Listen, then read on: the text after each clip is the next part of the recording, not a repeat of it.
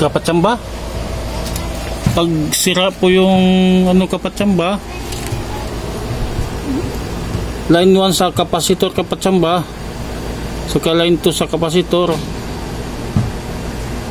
hindi na po na yung maayos kapatsamba. I-try po natin kapatsamba, i-times 100 po natin, idugtong natin po sa kabilang kapatsamba sa black.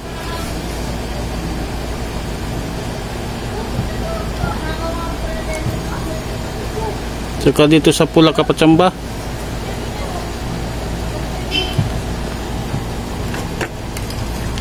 Wala po siyang resistance kapatsamba. Sira po yung stator po natin sa loob kapatsamba.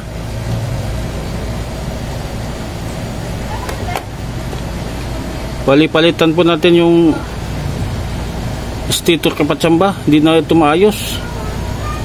Yan o, pag idugtong dito kapatsamba, may resistance po siya.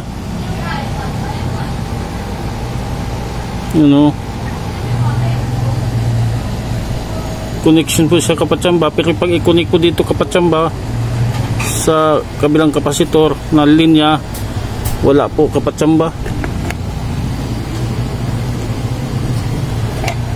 Kailangan talaga kapatsamba palitan ang stator. Sira yung isang linya kapatsamba.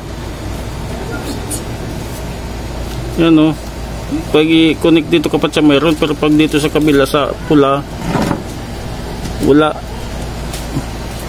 wala siyang resistance.